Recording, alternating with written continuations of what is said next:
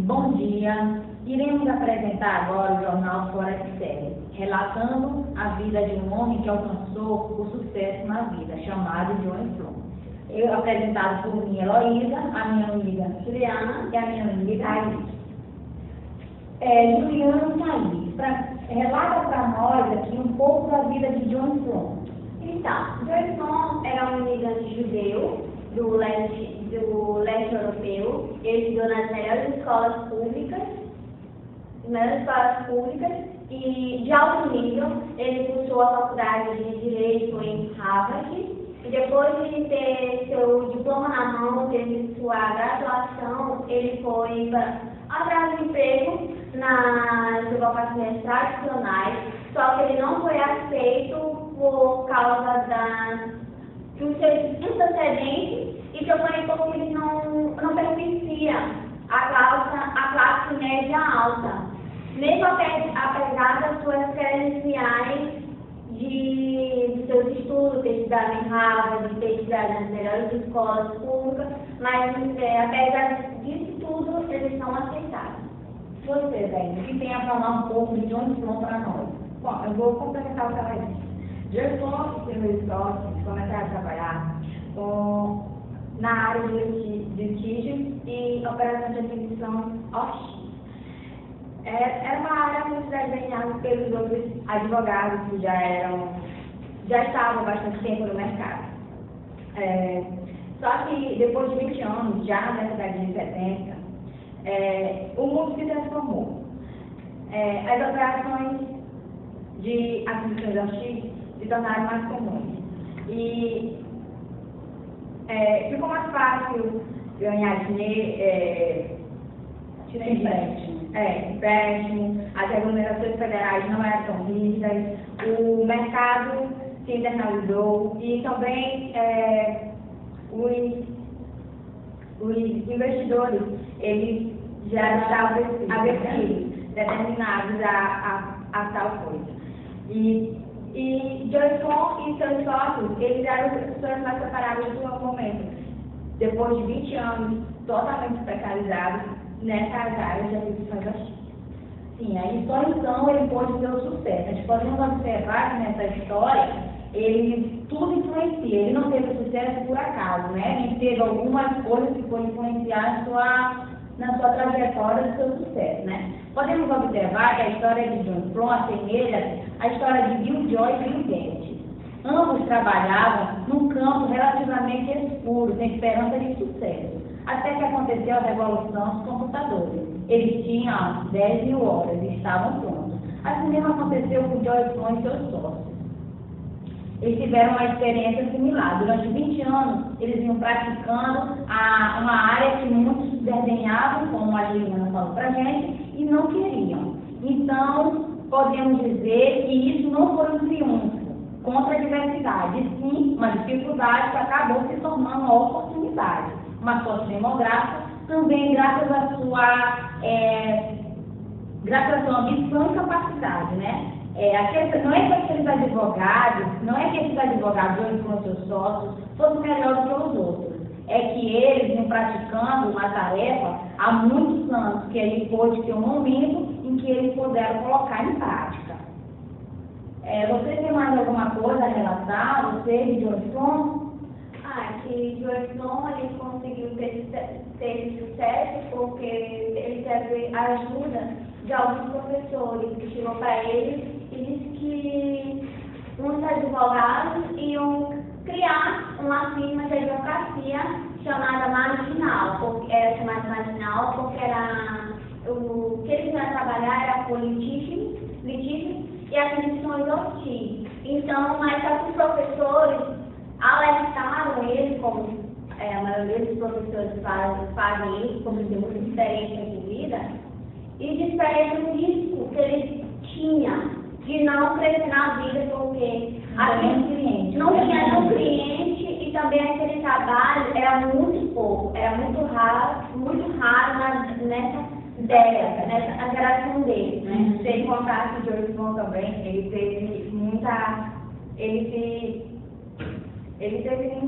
acreditava nele. Ele sabia que ele não desistiu, nunca desistia. Ele sempre, acho que teve essa coisa na cabeça, vou estudar, vou fazer isso e aquilo, e vou conseguir. De algum dia, de algum jeito, vai conseguir. Sim, gente. E para semelhar a história de João Plum, falaremos de 3 lições que relatam mais 3 histórias de sucesso. Primeiramente, vamos falar a importância dele ser judeu. Após falaremos da sorte demográfica. E logo depois falaremos da confecção, um trabalho significativo. Então, eu vou falar sobre a importância de ser judeu. Nessa lição, que é a primeira lição, fala sobre um homem chamado Bickel, que era um dos colegas de Flom que estudou na mesma faculdade, na mesma sala, junto com Flom, na faculdade de Direito em Harvard. Ele teve a cooperar as mesmas coisas que Flom, mas só que o Bickel, ele tinha mais credenciais, porque ele seria siciliano. Ele já tinha defendido causas na Suprema Corte, um pouco mais diferente de Flom, Que é um histórico mais bonito, mais evoluído, mas mesmo assim ele não conseguiu. Ele foi atrás do emprego nas educações tradicionais, ele não foi aceito. Devido aos seus Devido aos seus antecedentes, porque ele era judeu.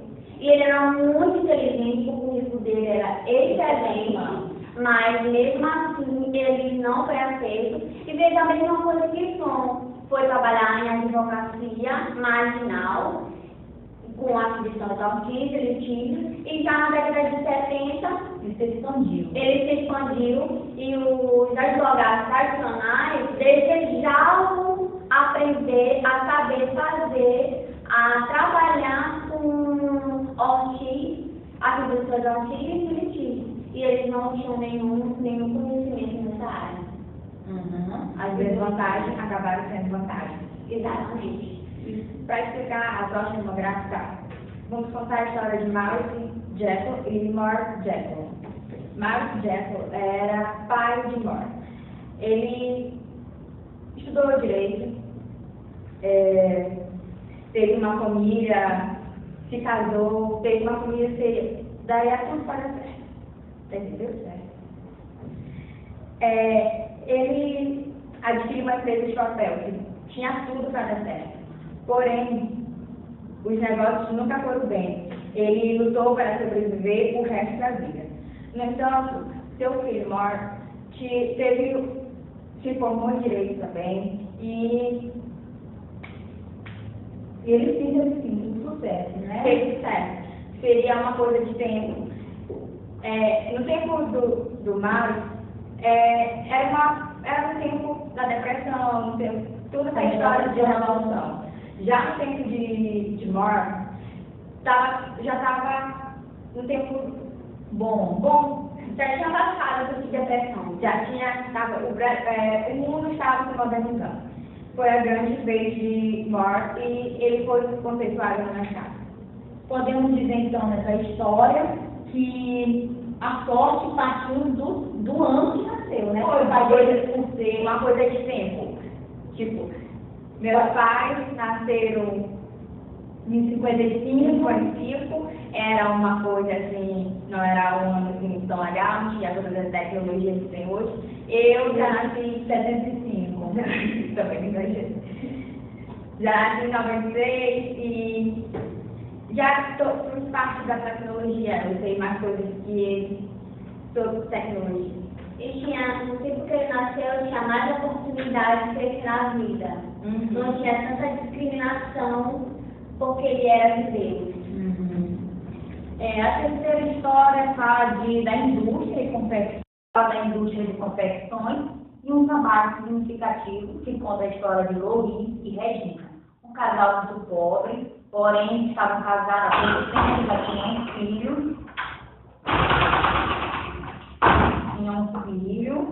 E estava grávida do segundo. Então resolveram experimentar a vida nos Estados Unidos, viajaram um pouco de dinheiro no bolso, que dava para sobreviver umas 8 semanas. Ao chegar nos Estados Unidos, procuraram por sua irmã, que já estava estabilizada lá há 10 anos atrás, e ele começou a procurar serviço e viu que tinha muitos caixeiros ambulantes nas ruas, então resolveu pedir um empréstimo para sua irmã para vender peixe. No primeiro dia ele começou a vender, viu que não teve muita venda. Na primeira semana obteve apenas $8 de lucro, na segunda $13. Mas aí ele conversou com sua mulher e disse que aquele ramo não daria certo. Então passou a vender roupas, chapéus, verduras e frutas na rua como caixeiro ambulante, porém também não deu certo. Aí ele já estava totalmente sem esperança de que trabalhar e saiu a última semana à procura de um emprego.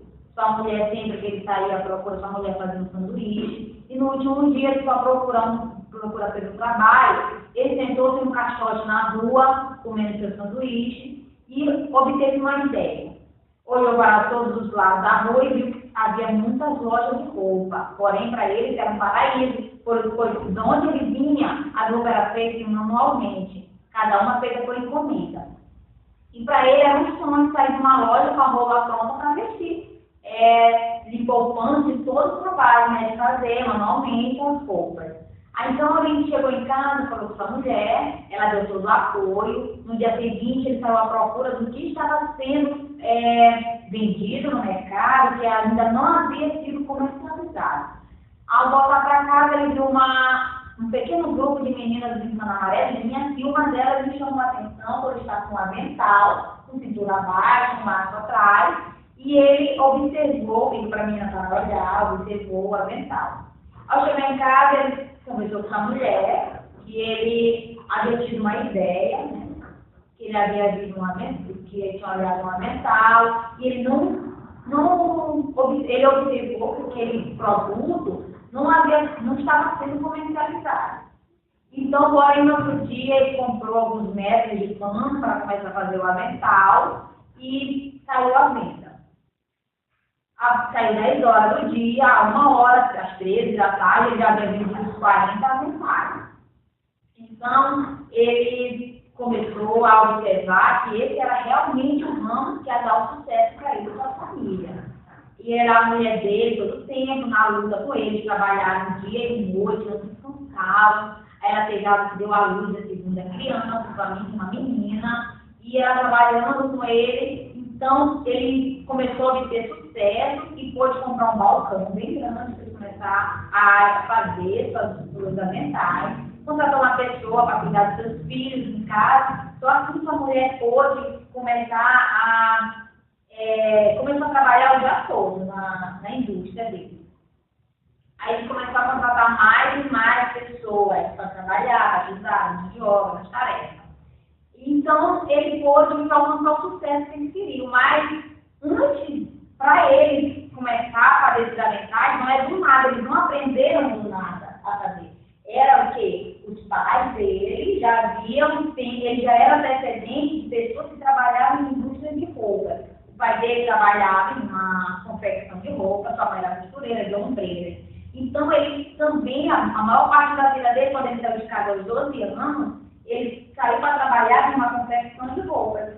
E aí, quando ele conheceu a mulher dele era coordenadora de uma loja. Então, eles já conheciam o mercado de roupa, né? Então, para ele, foi mais fácil desenvolver essa profissão. E aí, eles conseguiram obter o sucesso que eles queriam. Mas a gente pode observar que essas três lições que a gente contou, cada um de vocês contaram, que o sucesso não é alcançado por nada. O sucesso ele vem de algum lugar, ou de sua origem, ou da idade, do tempo, de algum lugar ele vem, de qualquer um antecedente. Sempre com grande luta no começo, mas depois vem a recompensa.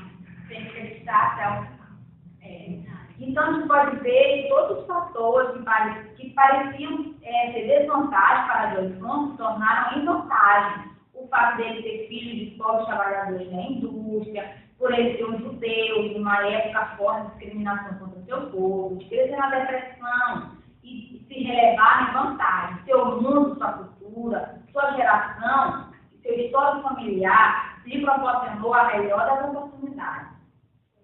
Mas também pela sua ambição e sua capacidade, ele sabia que ele tinha capacidade de vencer na vida, apesar de todas as dificuldades. Muita força de vontade. Gente, a gente vai terminar o jornal Fora de Série, tudo que a gente aprendeu, tudo que a gente entendeu dessa história de Orizona e as televisões, a gente tentou passar, espero que todos tenham entendido. Boa noite.